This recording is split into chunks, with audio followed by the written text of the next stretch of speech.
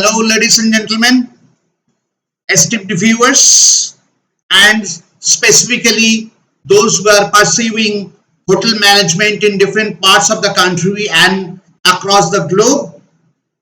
I welcome you all to this educational channel, that is Hospitality Education PPT. In this particular session, we together will explore the delightful culinary journey into the heart of French cuisine.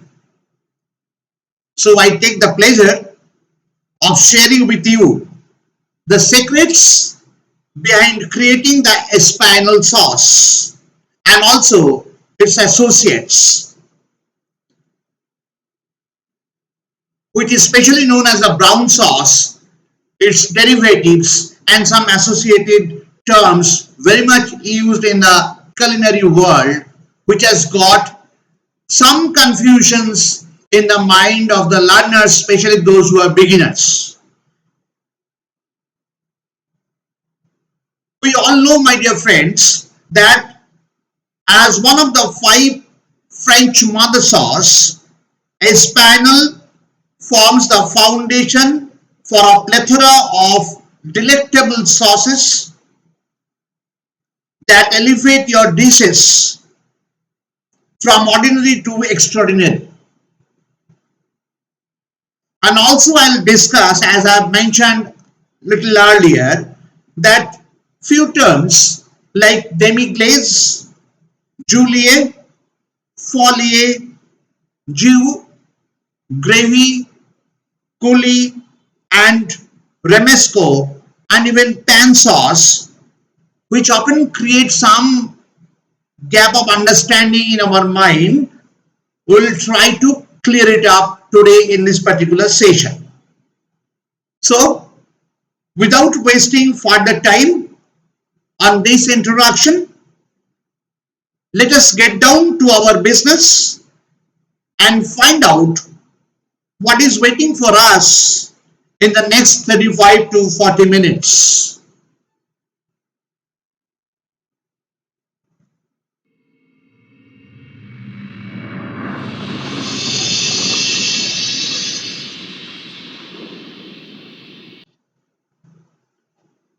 So first we are going to talk about the classic sauce, that is Espagnole.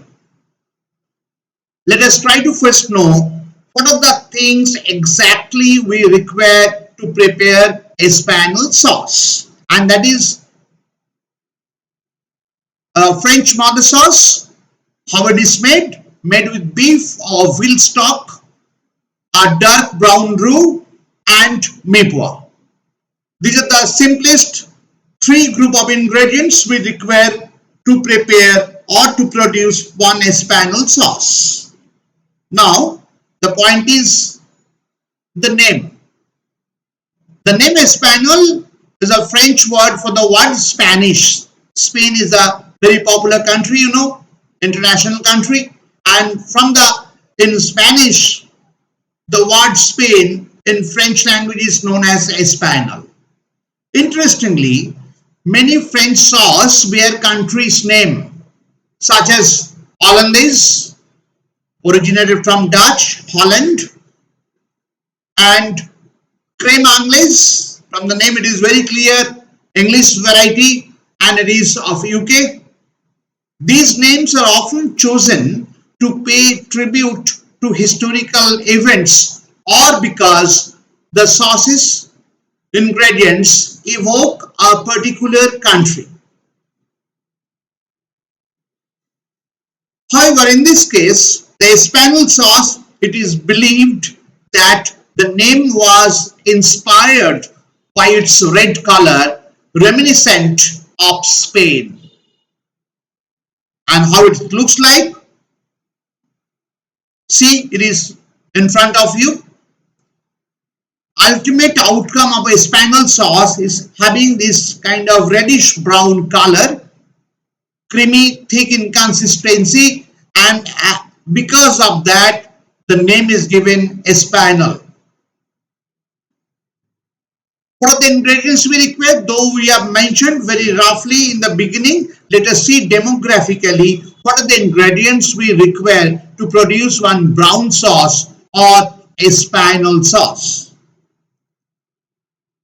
Firstly, we require a very good quality brown stock, around 10 parts. My dear friends, remember the proportion of this. And then is brown beef bones, or also you can note down that we can also use the trimmings of beef which has to be brown, that is 4 to 5 parts. So 10 parts of brown stock with 4 to 5 parts of brown beef or trimmings, beef trimmings.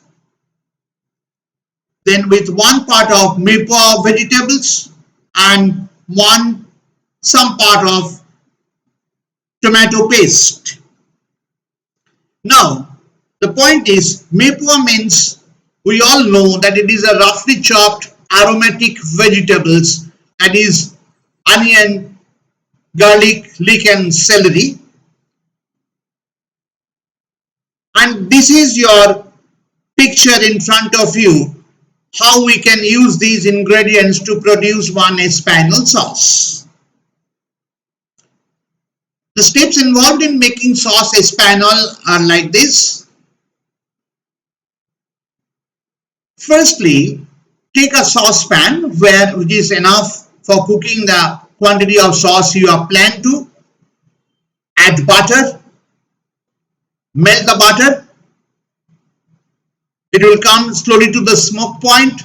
Then add chopped carrots, onion, celery and garlic to the pot.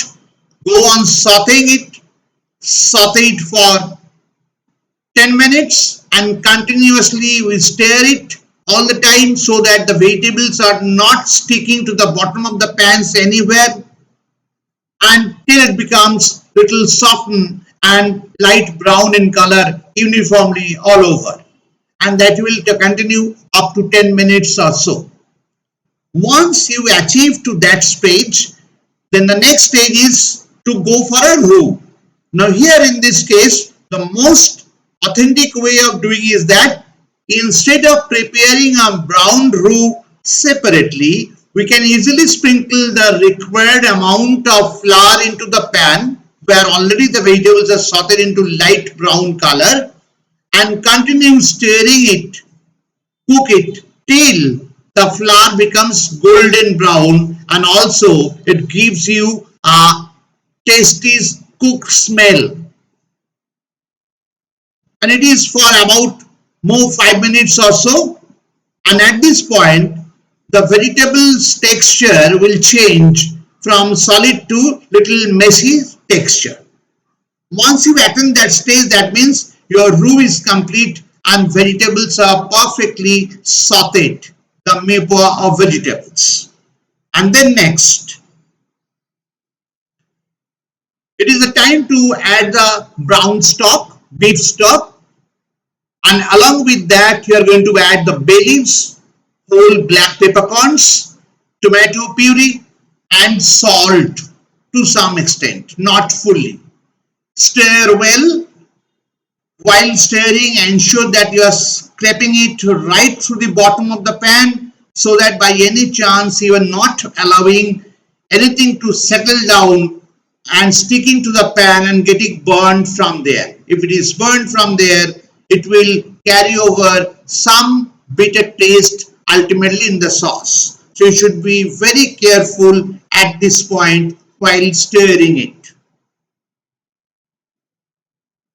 Once it is stirred, then slowly bring it to the boiling point, and once it attains the boiling point, reduce the flame and allow it to simmer. Simmer means below the boiling point for another 30 to 45 minutes and continue it like that. How long?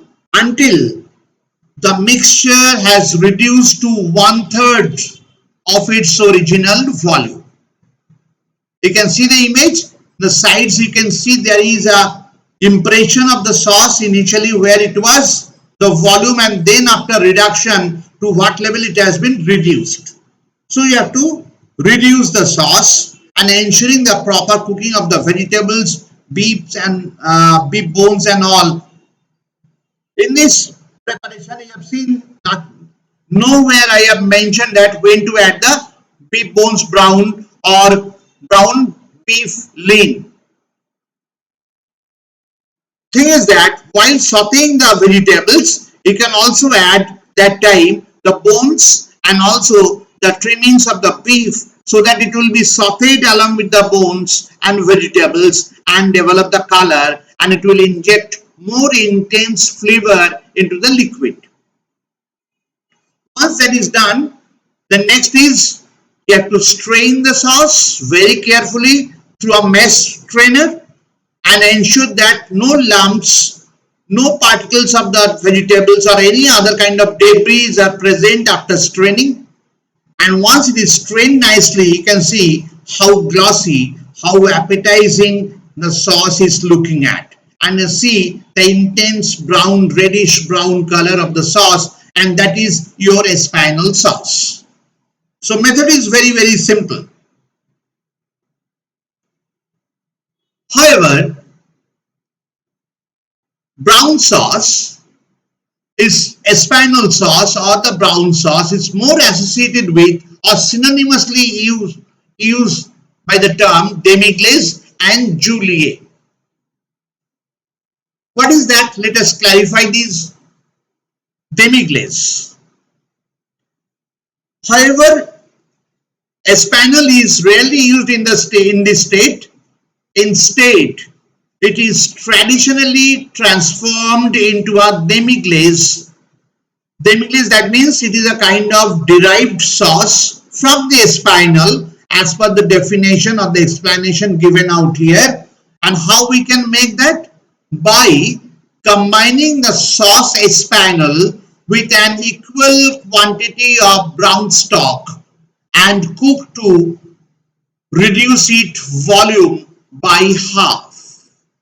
I'll elaborate it. That means you take equal portion of brown stock and brown sauce, that is Espagnole, and cook it on simmering point to such extent that where the volume will become half. It will be reduced to half.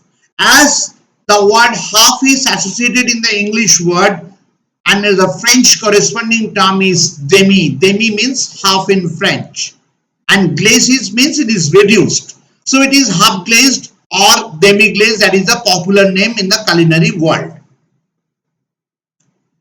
Then another one term we get, that is Juliet or folie, and it is often used instead of a demi glaze because the cooking process is shorter. Now the point is, you have noticed that for making one Espagnole sauce, you need to prepare a very good quality of brown stock, and brown stock will take minimum 8 to 10 hours if it is made out of the beef bone, because that is the strongest bone. And then from there, ultimately arriving to Espagnole is a time-taking job if you start from the very beginning to the end of receiving a Espagnole sauce. So what we can do, we can produce something which is very similar. It has got the same impact almost, but not having so much of long cooking time or processing time. And our solution in the hand is Juliet or folie. What is Juliet? Juliet is a meat juice that has been lightly thickened with either arrowroot or cornstarch, which is known as slurry. Now what are we talking about? The Juliet? Juliet is nothing but the cooking juice of meat. That means while cooking the meat, whatever juices naturally comes out, that juice has to be reduced or thickened further by either the addition of arrowroot or cornstarch, and which is actually known as slurry. Slurry is basically a mixture of cornstarch or arrowroot with some moisture or liquid. That is known as a slurry, the slimy mixture of these two. So once these natural cooking juices of meat is reduced and thickened by slurry, it becomes julie. Where we can use it? It is often used as a sauce accompanying dishes like beef, where the natural juices produced during cooking are incorporated. Similar term, au jus, or we shortly call it jus. O-A-U-O means with, J-U-S, jus represent the word juice. That means literally with juice. Describes serving meat, usually beef, with its own natural flavorful juices. That is the purpose of julie. So obviously you can understand, once the meat is cooked and served during the cooking juices, naturally it will have the thorough intense flavor of the meat into the sauce. So instead of Espagnole, you can also go for julie like this. Another one concept in front of you, that is folly. Folly is mindfully understand the difference. Folly is made by thickening brown stock with either cornstarch or arrowroot. So fond is the word associated with the French word that is stock in English, and fond is derived from the word that is foundation. And we all know that stock is the foundation of different preparations, soup, sauce, stews, etc. So here folly is one step developed, was that it is simply a stock which is thickened by using a slurry, that is cornstarch or arrowroot, that is a folly. So julie is a natural meat juice thickened with slurry, and folly is a stock, brown stock here in this case, is thickened with cornstarch, arrowroot, or we call it a slurry mixture. Advantage: first of all, it is gluten free because there is no starch used. In Espagnole we are having brown roux, so presence of starch is there, gluten is there. Can also be prepared with any type of brown stock including veal, beef, chicken or pork, and that is the clear-cut concept between julie and folly. Then how to make a beef demi-glace, though we have defined it. Firstly, set a clean pot over medium heat, that is as usual. Add 2 cups of Espagnole sauce to the pot, followed by 1 cup of beef broth and 1 cup of wine or dry sherry, and a teaspoon of fresh thyme leaves for the flavor. And what is to be done? It has to be reduced to half. That means bring to a simmer, then reduce the heat a little and continue to simmer for another 15 to 20 minutes until the mixture has reduced by half.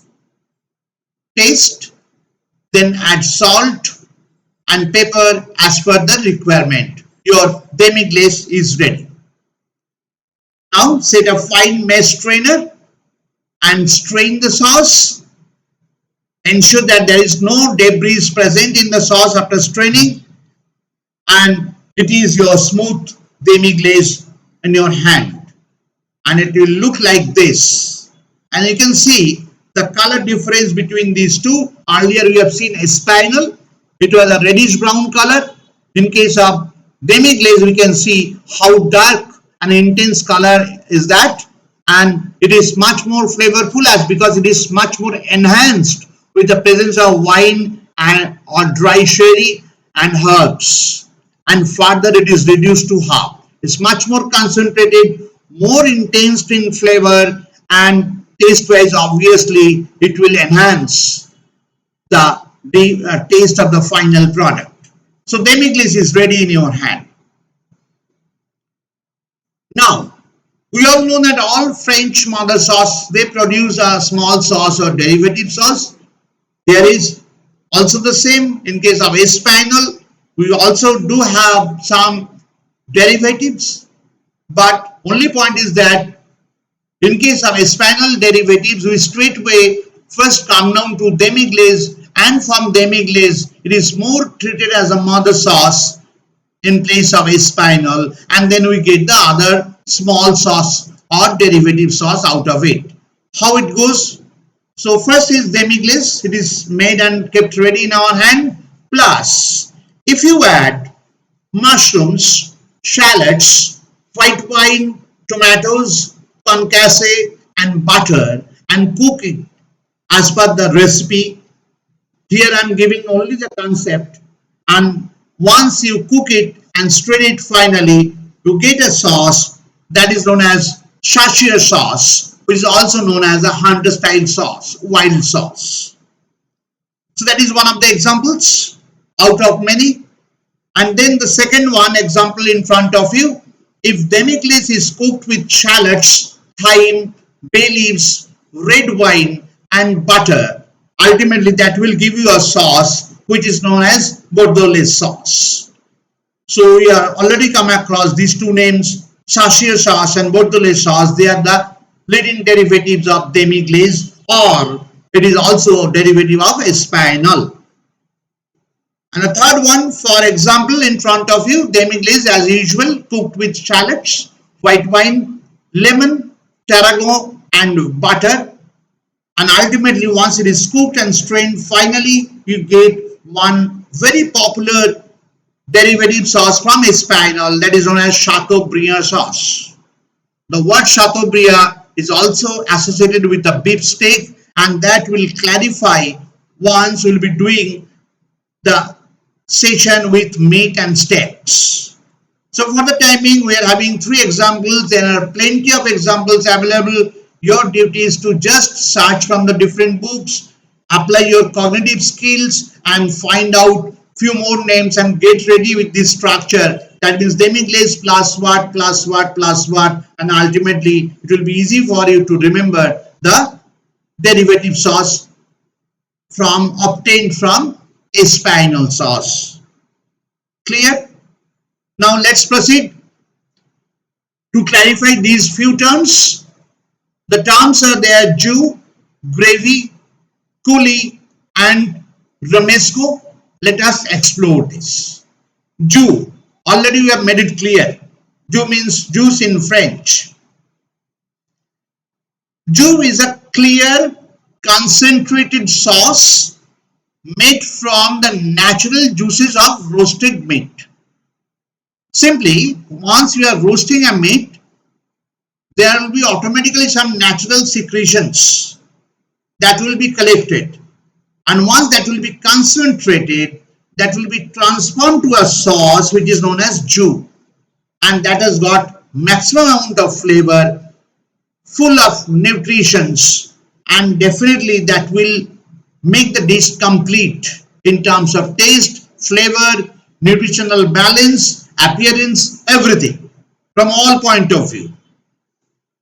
Processes, very simple. It involves refining and condensing the meat juice to create a flavorful liquid. Only you have to cook it in a pan for some more time so that it becomes concentrated and condensed. Texture, jus is thin and transparent. Remember, no thickening agents we are adding out here, so it is jus only. So it is a reduced liquid, natural liquid of the meat obtained after roasting. Usage, typically served alongside meat dishes to enhance their flavor. Next is gravy. The gravy term is very common in our Indian cuisine. We do have the concept of gravy. However, the gravy term is coming from the international cuisine, and let us find out. Gravy is also made from meat juices, but it is thickened with starch, such as corn flour. So internationally, gravy means the cooking meat juices which is thickened with starch, such as corn flour. In Indian context, we are also having the gravy where meat is cooked along with many ingredients like onion paste, the nuts, and these automatically gives a thickening effect to the gravy. So concept wise, both are same. Both are obtained through cooking of meat. process, the meat drippings are combined with starch to create a thicker consistency. Very simple. Texture, gravy is opaque and has a thicker texture, whereas jus is a transparent, and here gravy is opaque and it is thicker than jus. And it is obvious as because we are using some thickening agents there. Usage, commonly served with roast meat, mashed potatoes and other comfort foods. There are many ways it can be served. I have just cited few examples in front of you for your understanding. Variations, gravy can vary regionally. For instance, in the southern US, it might be a pale bechamel like sauce, while in India, it could be a curry sauce. You understand, we have cited two extreme examples. One is southern US, other one is curry sauce that is in India. Then what is coulis? Coulis is a thin fruit or vegetable puree used as a sauce. So it has got nothing to do with meat. It is simply a vegetable or fruit puree. Texture is smooth and silky. Silky is because it has got the natural shining. That's why it is silky. Usage, often paired with desserts, seafood or savory dishes. It can be served along with that. And the example in front of you, a vibrant raspberry coulis drizzled over vanilla ice cream. You can well imagine how exciting it will be to taste that. So vibrant raspberry coulis drizzled over vanilla ice cream, that is the example and that is the concept of coulis. So it has got nothing to do with meat right now. Romesco, another one term, sometimes confusing in our mind, especially for the beginners. Let us clarify. Definition, romesco is a Spanish sauce made from roasted red peppers, tomatoes, nuts. What kind of nuts? Almond, along with garlic and olive oil. So these are the few ingredients you require to prepare a romesco sauce. Origin is Spanish origin, and you can identify red color, red pepper is used for this. Flavor, it is very rich, smoky, as because the red peppers are roasted, char grilled and then used, and slightly spicy by nature. Usage, traditionally served with grilled vegetables, fish or crusty bread. It becomes very tasty literally.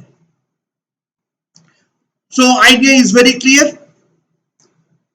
The fun fact is romesco adds a Mediterranean flair to your dish. You get a Mediterranean flair to that dish. That is the fun side of it. There is another one term which is very common. Sometimes it is also confusing, that is known as a span sauce, which is also known as a la minute. A la minute means it is within a minute it is prepared. Within a minute means within a very short span of time. How to elaborate that term?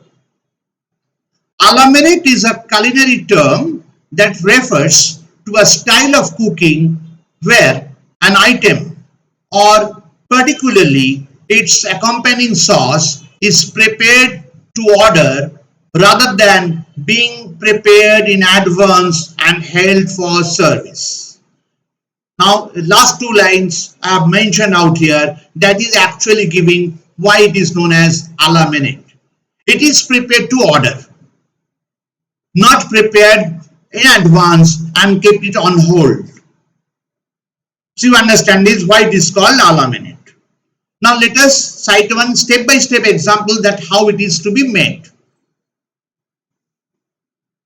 Now here we will give you the example with a duck breast. First, take a pan, melt some butter in a hot saute pan, add marinated duck breast with skin side down and saute until the skin is crisp and brown. Skin side down means the skin will get come in contact with the fat first, and it has got lots of fat present in it also. It will become automatically crispy and light brown in color. That will elevate the appearance of the sauteed duck. And after some time, once we are ensuring that the brown color is achieved, it has become crispy as well. Turn it upside down and slow down the heat. Now your purpose is little different. Your purpose is to cook the meat. So in this sauteing process, you had two purposes. First one was to develop a very crispy, appetizing brown color on the skin side of the duck breast, and then from other side, other purpose is that to cook and ensure the even cooking of the breast. It should be done and edible. Fine. Then we'll remove the pieces and put it on a plate. Drain the excess duck fat. I have told you duck has got more fat content in the skin, so naturally, as well as in the flesh as well. So naturally, that has to be reduced. Food should not have excess of fat present. Then in the same pan, we'll add chopped shallots, garlic, tomatoes, pepper or mushrooms, and then add wine or stock to deglaze the pan and reduce briefly. Now obviously the point is, what is deglazing?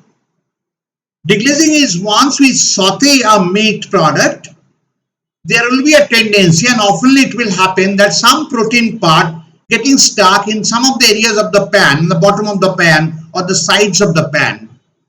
And if you keep it like that and continue cooking, those sedimentations will get burned in due course of time of cooking. To prevent that, to utilize those bits of protein which is coagulated and settling down in some parts of the pan, what we can do, we can deglaze. What is deglaze? Either you add little bit of stock, or you use little bit of wine, or you use little bit of mixture of wine and stock in that pan and stir it thoroughly at the bottom, so that whatever is precipitated, that will be diluted and it will be concentrated in one place, and then reduce it to extent. What will happen? Your flavor will be all concentrated and collected, and of course you have prevented the burning process. And then add stock or demi-glaze to the pan and reduce it slightly. Swirl in butter or cream, add some butter and cream or cream at the end, and swirl the pan by rotating your hand. Season it with salt and pepper and serve the sauce over the protein. That means the sauteed duck breast. Already you have sauteed and kept it on a plate. That's it. And the sauce is made, that is known as a la minute. So this is also another concept is there. I hope I made it very clear in your mind, and from my side, thanks a lot for your attentive participation. I'll expect that if there is any further doubt in your mind or any clarification you need, please do write me in the comment box, and you can ensure that I'll get back to you as earliest. Second point from my side is that if you have liked the session, definitely subscribe, press the bell button so that you get the alarm next time whenever the next episode will be uploaded in this particular channel, and like and share among your friends and associates so that this channel can grow and do some justice for your learning. So as I have committed, very soon I'll be back with another such informative lesson for you. Till then, keep learning and take care till we next meet. Goodbye.